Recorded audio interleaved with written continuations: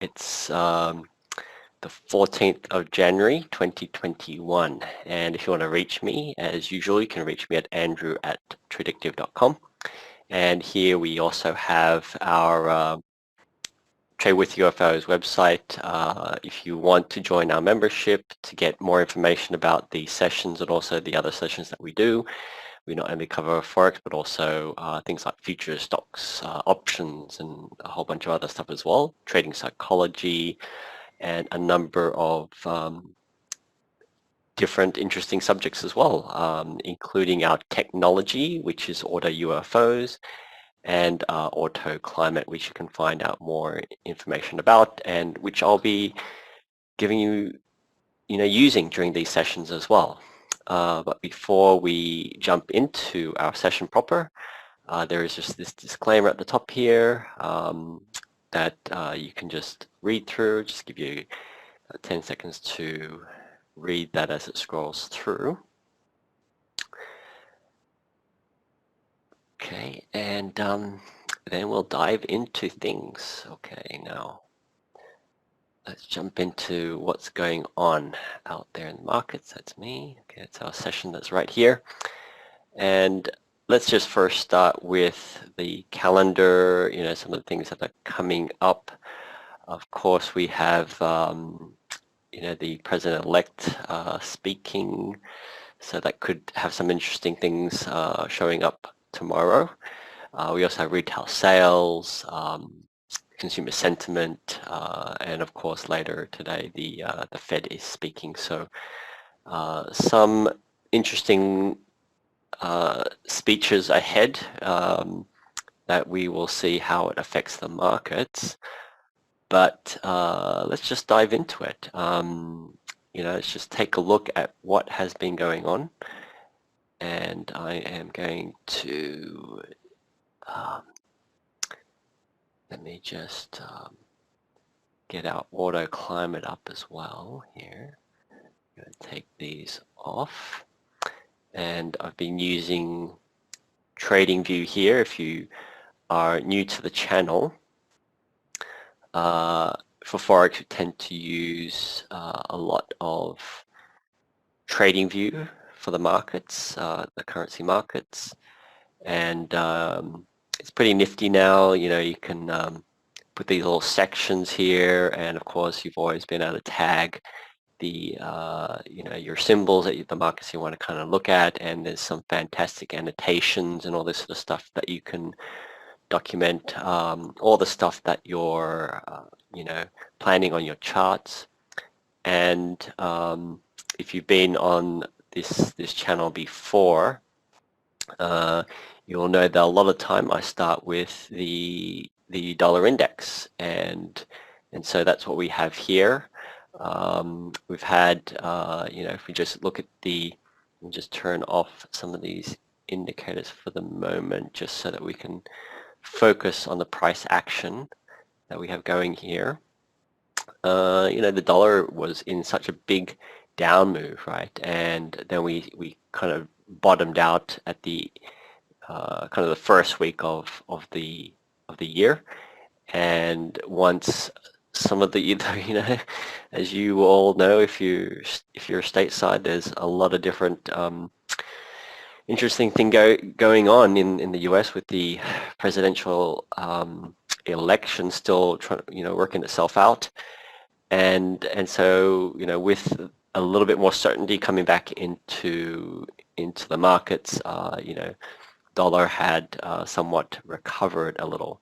So we had for a good part of the latter half of the or the last quarter of the year, pretty strong moves down on the dollar, and only now are we really getting some sort of breather to that, as there's a lot of talk of well, $2 trillion in stimulus, and a little bit more safe certainty in what's going on at least on the US side. We now see the dollar recover a little bit, and clearly if we continue this move to the upside, there are some prior highs around here that will need to be cleared, and and you know, this retracement of this move could, you know, could take us back up to, you know, even if it's like 50% halfway along, you know, that brings us up close to, you know, 92, so 91.75, and if we want a deeper retracement, of course, we can get, you know, close to the 92.50, right? So in terms of, you know, what's going to influence this move into the dollar, you know, I think as it becomes clearer what the Biden administration is looking to do, you know, where that money is looking to go, you know, infrastructure is going to go into, you know, how's it going to get into the pockets of the consumer, you know, the American citizen, you know, that could, you know, move, you know, the dollar, you know, back higher, right, for a period of time. And as a little bit more focus comes back into the U.S. markets, and which includes both treasuries as well as the stock market, which has been doing pretty well, right? If you've been following the U.S. Stock market, it's like nothing's really happened, right? In terms of you know, nobody believes that there's a, you know, that there's you know, any issue with risk. You know, it's like let's just buy, you know, let's just buy U.S. assets, you know, and that's what's been going on. So could there be, you know, further interest in the US dollar and therefore drive it higher? And whether it goes into equities or into bonds, you know, it's a matter of positioning, right? So even though the market's at all-time highs, it can go higher, right? And that's some of the expectations in the market as well. Is you know, we could go well into, you know, first, second quarter with continued you know, moves into risky assets, and that should give a little bit of you know, demand on the dollar side, and that's why we've also seen things like gold also sell off as well, right? So if we do look at gold, you know, looks like XAU, for example, and if we look at let's just look at OAND here. You see gold here. Let me just remove some of these lines here. We can see gold here, right, has been you know, moving pretty strongly last week, and will we see that kind of you know, move lower, right, as you know, risk concerns or inflationary concerns taper off. So originally we were kind of capped at around this point here. It kind of broke up, hit some resistance and sold off, and now we're kind of basing around this area here where we've got some resistance, some support kind of coming in. So will we see lower prices down to, you know, these areas down here? You know, remains to be seen, right? So let me just change these colors a little bit, so we can really just see that price action, right? Where it's gone over the last you know, couple of weeks. And we'll see if that kind of moves the overall market. So just spending a little bit of time here for those who are just joining. Just trying to, you know, since it's the start of the year, just getting a bit of a sense of what has been going on. You know, really after, you know, all of the year-end sort of activity, we've got, you know, the election, a little bit more certainty around the election. You know, Trump is, you know, basically accepting the fact that Biden is going to be the next president, and so the market has, you know, is going to be digesting all of that, and so it'll be interesting to see how that affects the currency markets overall. Okay, now what I have on chart here as well is auto climate, and so what auto climate is telling us is for the gold prices where we're still bearish, right? It's kind of giving a bit of basing here, and the expectation is that we could see lower prices, or we could see this sideways sort of pattern, emerging as well. That's the other potential price movements that we could see from a auto UFOs perspective. And so this is a tool a tool that we have to help us identify where the support and resistance areas are, where we believe there is additional, where we believe there is an area of interest, right, for market players to come in and at these red areas to sell, at these green areas to buy, right? So anywhere in between is kind of no man's land, and so for initiating trading opportunities, we would be looking to either take profits here if we're short, potentially look for changes in the trend around these areas, and if prices were to head up to these red UFO areas, we would expect those areas to be where prices will rebound to the downside. So graphically, this is what we would look to happen as prices go up here. Right, we would expect them to rebound. Okay, if prices went lower, okay, we would expect prices to do this. Right, so this is where we would expect buyers to come in. This is where we would expect sellers to come in. Okay, so this is how we use the auto UFOs. Okay. Right, so that's what we would do there, and I usually kind of turn them off so that's a little easier to see, what the expectation is. So at the moment, if you don't want to do breakout trades to the downside, if prices move lower, you can do that. If prices break up higher above these highs, then you could go long above these highs, with expectations that price is going to move up to this area up here, 1906, and then rebound lower, or if it moves lower down to 1790, it's going to come down and then rebound up higher. Right now, it could go deeper into this gray area. We don't know what price is going to do, but this would be at the expectation there. Okay, so that's gold there. Just jumping back to dollar index, right?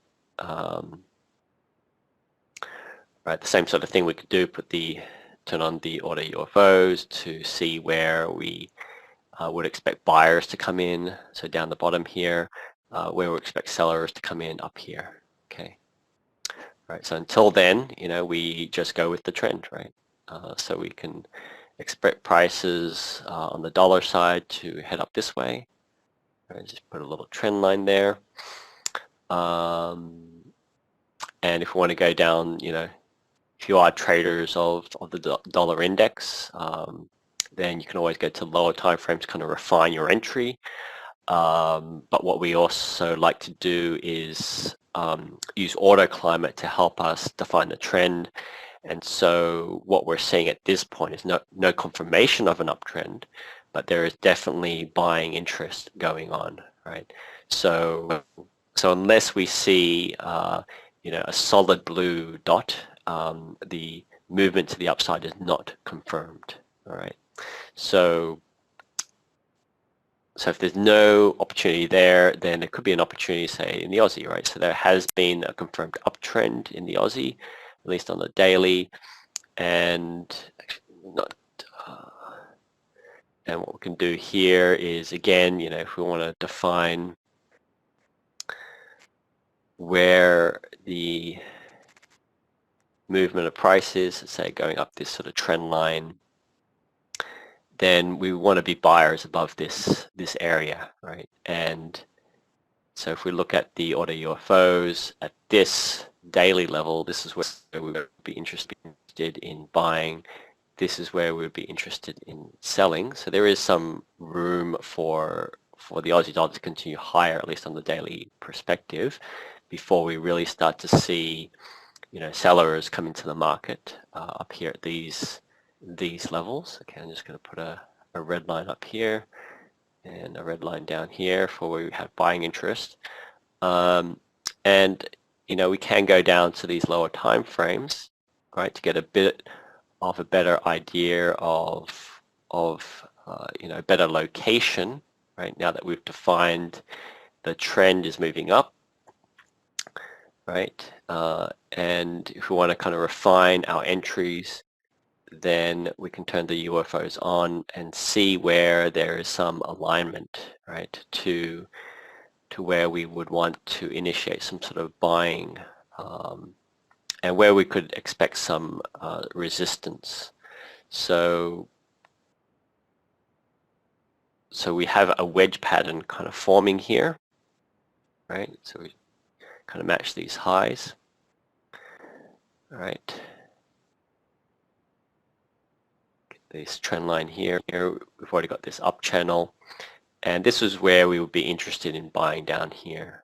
Okay, so clearly with a bias to the upside, we want to be buying here. And so again, if you kind of go back to the fundamentals, what's going on in Australia, what's going on with the Aussie dollar, we know that there's been this big fight, right, with the with China.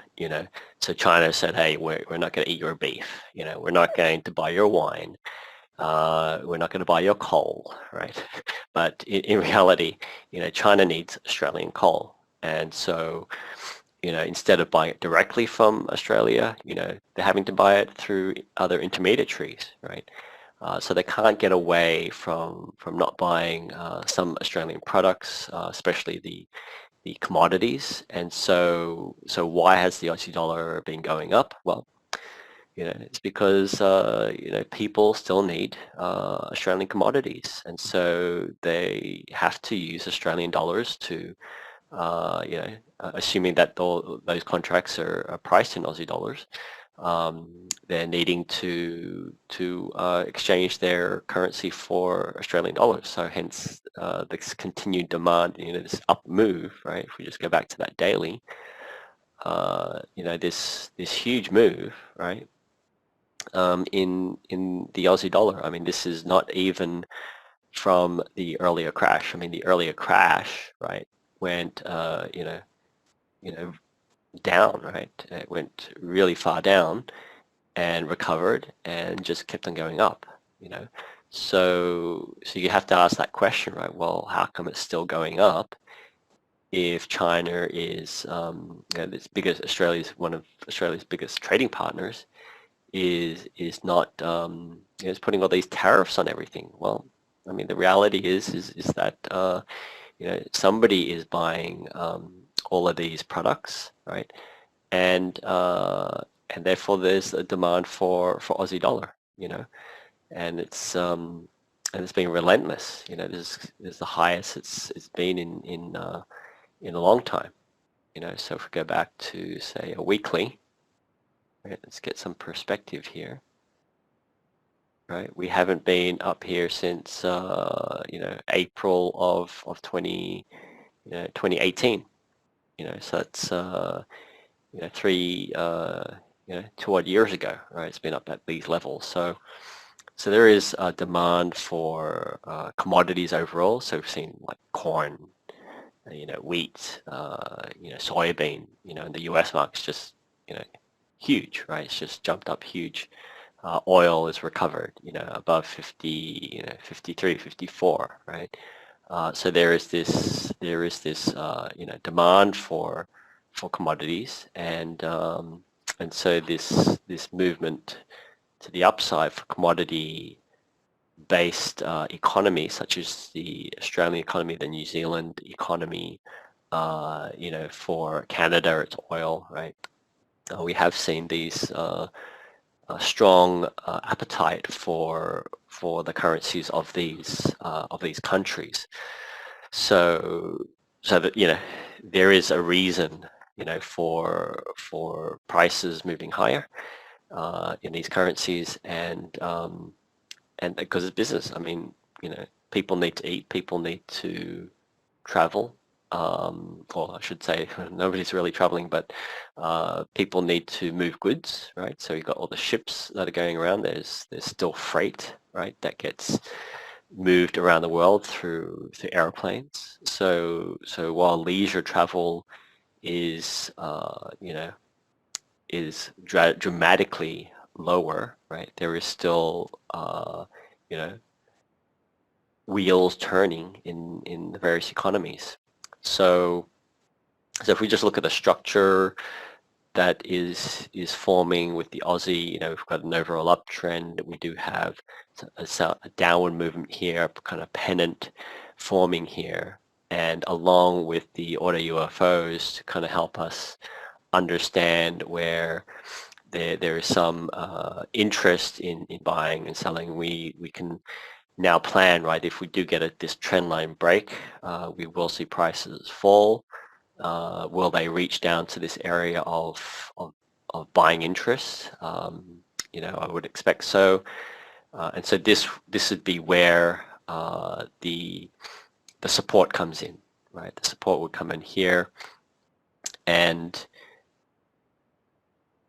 hold prices, up at closer to 77, right? So for it to drop any lower, of course, it can fall lower, right? Price will do what it wants to do, but at least for, in the short term, we would expect buyers to come into the market here. Even with that trend line break, we've got this trend line to support that, right? But if that trend line breaks, then you've got other areas of support down below, which we can identify here through these UFO unfilled orders, right? That's where some additional buying interest will come in, and also further on down here as well. Okay. So even though these trend lines may break, right, there are areas of support, right, where buyers would likely come in, and from where we can profit. So even if we say take this first area here, where prices are expected to rebound, right? Let's say we put an order here. Let's say we bought. Let's say I connected some paper trading here. Okay. Paper trading. So let's say we buy at this band here. So let's call that 77.15, and down to maybe a stop down here, 76.95. So 76.95. Say a 20 pip stop. And even if you just did say a 1-to-1, right, and you're risking, $100. Okay, so that's half a lot size, and is it unreasonable for prices to let's see, I need to turn on my labels here, show orders. Okay, there we go. Is that an unreasonable move, right? A 20 pip move, is that unreasonable? I don't think so. And so you can get a nice little bounce there. Or if you want to do a 2-to-1, right? We are able to do 40 pips.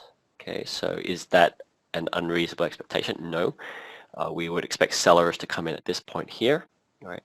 And so that's kind of how we use auto UFOs as well, is to help us identify where those support and resistance areas are, and also help us set our risk reward expectations, right? So to expect, for this particular setup to get a 3-to-1, it has to get through this area of unfilled orders. But you know, why give yourself that expectation when you know there's nothing here in between, right? And so setting expectations is important, you know, especially when you're trading, because you just want to be realistic, right? You know, you don't, you know, if the market is only going to give you, you know, 40 pips, why expect 100? You know, for this time frame, if you're trading on this time frame. Of course, if you're trading on a daily time frame, then you would be looking at your, you know, UFOs at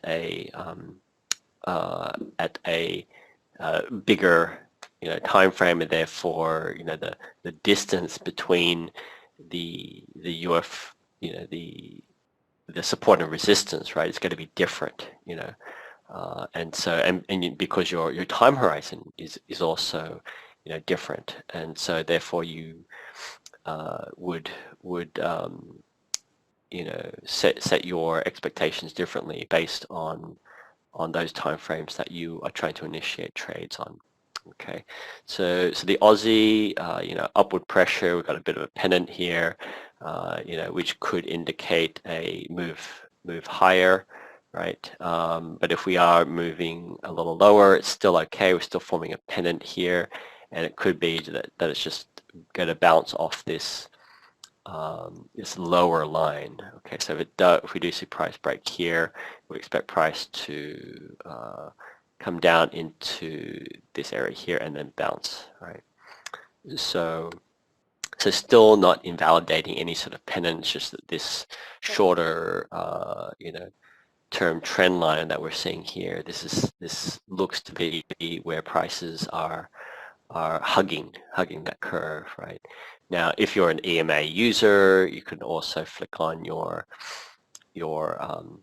exponential moving averages or some other moving average, right? So let's say you've got we're on the hourly time frame here, and if you've got a 20, you know, say a 20 moving average, or let's say maybe a little wider here. Let's take a daily, and maybe a common look back is about 8, right? So a little bit of transition here, right? A little bit of sideways. So we can't really rely on the moving average per se, this short-term moving average, to act as some sort of support, right? But we still do have these trend lines here to help us make our you know, identify an area of interest that we want to trade. And of course, if you're a Fibonacci, you know, sort of retracement sort of person, you could use the Fibonacci's as well to also help you set expectations of what sort of retracement this is going to be. Okay, so just put that here, and so that would be like an 78.6% retracement, right? So it's kind of bounced off that 50. You know, bounced off the 61, right? So bounced 61, kind of hugging that area, and it can make another leg down. So it's a lower high. If we can kind of put a higher low still, right? We can still have this sort of move to the upside, right? And therefore, you know, that trading opportunity, excuse me, that trading opportunity is you know, a valid one, right? A valid one based on, you know, whatever sort of technicals you want to use. You know, it's very, you know, versatile, right? You looking at auto climate and also auto UFOs to help you make a trading decision. Okay, so just going to leave that one there. So the Aussie dollar I thought was a good one. It's just because, yeah, you know, it's got these trend lines that we can easily draw. It's got the pennants, right, that we're looking for, and of course, if you like candles, then we can also look to see, are there any, you know, sort of shooting stars, engulfing patterns, or anything like that that can kind of help us, you know, make a decision about where we can initiate some sort of trade, right? So we almost have an engulfing candle here. I think it is engulfing. I'll call it engulfing. And so the selling pressure is there, a little bit of a bounce today. If we do get some break of this trend line, right, then we will see that selling pressure kind of come in again and push prices lower. And but still keeping, right, still maintaining that that overall upward move until it reaches this apex, right, where then price needs to make a decision. It's going to break up to the upside and continue that move higher, or will we see more of a break to the downside? Okay, so Aussie dollar, a good one to keep your eye on, right? And that's Aussie there. If we take New Zealand's going to be a little similar, right? New Zealand's going to be a little similar. See, we also have a bit of an apex forming here as well. Okay, so that got this ascending, a little less, a little shallower, right? So we just have to be careful there, right? On where, what is the pressure, right? What is the price pressure that's coming down, right? Is it a bias to the downside, or can we see a break to the upside? But I think for the moment, it really is more of a dominant uptrend. This is a retracement, kind of corrective. That was a corrective move. There's no impulse, right, to the downside. So if we can consider this a bear flag, right? So a continuation pattern to the downside. So that would be one thing that we can definitely, that we need to respect, right? Is that this could be this, this bear flag, right? So let me just take a rectangle there. That's not the rectangle I'm looking for. I got all these cool tools. So rotating rectangle. So it's got all these neat little features. And just to kind of help us visualize, that's what I always find is helpful is to, use these little drawing tools. So you don't want to overdo it. It's easy to overdo it, actually, especially if you're, kind of visual person like I am. You like to kind of see things and they kind of pop out, but sometimes they could get a little overdone. You can't overdo it, so you just got to be careful you don't overdo things. And that's also why when I, my technicals, right, I just draw what I need to draw. If I need to look at the UFOs, I turn them on, right? And that way I can use my drawing tools. So I have a lot to clean up. I have a lot of drawing tools I need to clean up because I just click and I click and I click, and then you get the reminders. It's time to clean up. And I do need to clean up my charts. But yeah, you can go crazy. It's such a great, I love drawing. So if you can't tell that yet, yes, I do like drawing. So I like all these different colors and stuff. So it's pretty cool. So here in New Zealand, right, it's kind of similar, right, similar to the Aussie, right? So we do have this sort of also a bit of a bearish, not as pronounced, right? Not as pronounced. New Zealand has been a little weaker in that regards than the Aussie, but yeah, we have that similar sort of, in this case, more of a the triangle there. We do have support coming in down below here, which it hasn't been able to achieve. But if we do see prices break, this trend line, then would have some expectation of price coming down to this 1737 area and then bounce off. Now it could go deeper, right? It could go deeper, do a little bit of a wiggle on the way up, right? Could do that. Price will do whatever it wants to do. Okay. So in terms of opportunities on New Zealand, yeah, nothing really into these areas here. So that's why the Aussie, may have a little bit more of an opportunity to go maybe even short here, right? Could go short here and if you go short down to the other side, and so that's something you could also set up as well. It looks like it is wanting to do a bit of a short here, so we could say 60, 77, 60. Bit of a stop at 77.75 or 80. Okay, let's put it at 20 pips.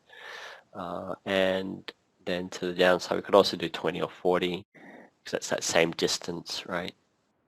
And with $100 there. And so you can get all that nicely prepared ahead of time for any eventuality, right?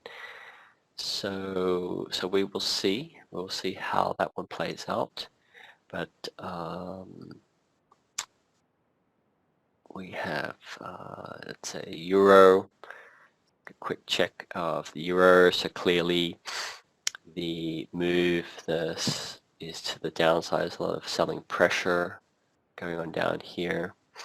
And if we just want to take it from here down to this way, we can also do that as well. Not really confirmed down. Well, it is overall move down, but in terms of this down trend line, right, forming some sort of resistance, right, sort of angled resistance. We'll see if we do get any sort of pullbacks and bounces off that trend downtrend line to take us down closer to 121. And so why is this drawn here? Because there is some UFO. So actually, I think it's on a higher time frame for that one, or maybe it's a little lower down.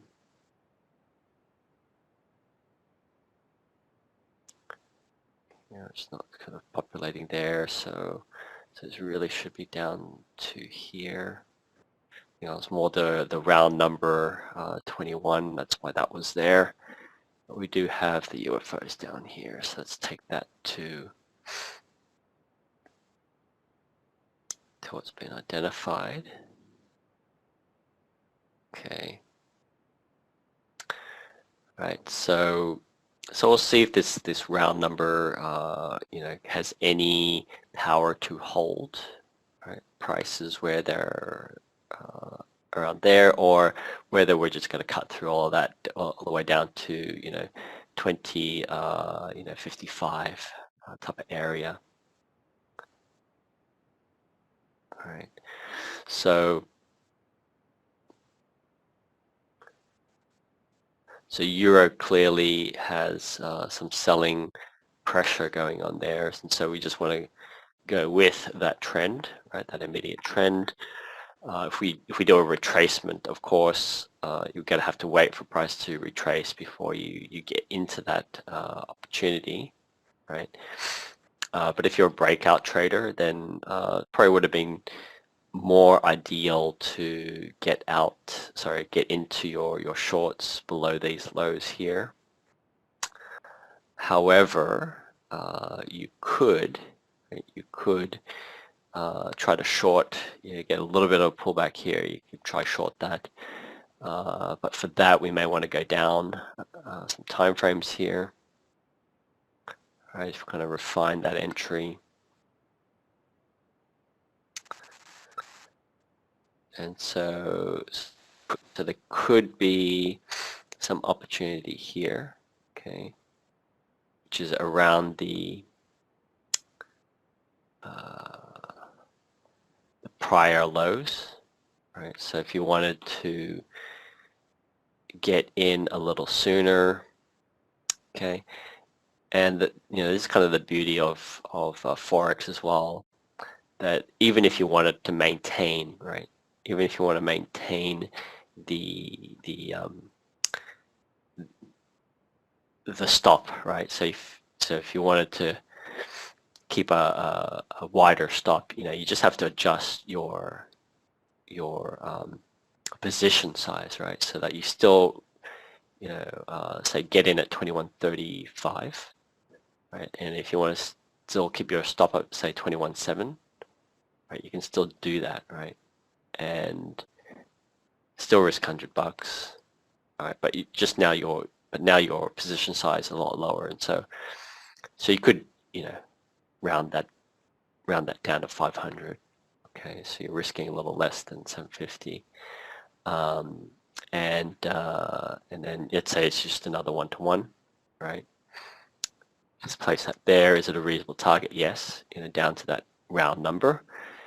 Can you take it lower? Yes, you could. Maybe what you do is you trail your stop. That could be the other way of doing things. But here we are is a another kind of setup there. So just take that off. Okay, and so that's what we we also we have our courses that we do. We've actually got one coming up at the kind of the end of the month here, right? So we are running a Forex course on the 30th until like 7 days, but what we do is we kind of do a couple of hours each day, so that you you can kind of just join us. We just go through some our tools, the technology, the process, the methodology, the concepts. Really try to break it down, and then especially if you're new to Forex, we also define the markets a little bit, the tools that we use, and how we approach trading overall at the and how we use the tools. And you also get access to these tools. So the auto UFOs, we give, we want you to learn how to use them, and so during our training we show you how to use them, what everything means, right? And also auto climate, how do we use it? What do these other numbers mean? This sort of stuff, right? So I'm running a course later on in the month. And so if you're interested in that, please check out our website, okay? And so, yeah, so with that, I think we're getting close to time here. So we did look at the euro. We do have that move lower. So with the Aussie, a bit of a triangle forming there. And so there's depending on whether you want to go short or long, it's really looking at the same area, right? And if you do want to look at the New Zealand dollar, there is this sort of rectangle that's forming there. Okay, back on the hourly. Let's just jump back there. And so, again, there's really no trade, at least from our perspective, until you reach these support or resistance levels. But yeah, you could do breakout trades to take advantage of those moves to the upside, to the downside, depending on what your style is, right? And just to go back to if you are interested in what our courses are, these sessions that we do, then you can just go to www.tradewithufos.com/Andrew. Just fill in your email, your name and email, and from there that will just give you more information about the sessions that are coming up. You can go to our website and see what the technology is about, and also join any of the other sessions that are out there that we run every week. Okay, so does anybody have any questions at all, or if you have any comments on what we just looked at, feel free to ask. If not, then that will be our session for today. Okay, first session of the year, for me at least. Pretty excited about this year. I think there's we've got a lot of different initiatives coming up, and I think it's going to be a very, very, very interesting year ahead. Okay. All right. So, hey, thanks everybody again for joining. Do join us next time I'm on FX Street. Otherwise, we are at YouTube as well, our channel out there.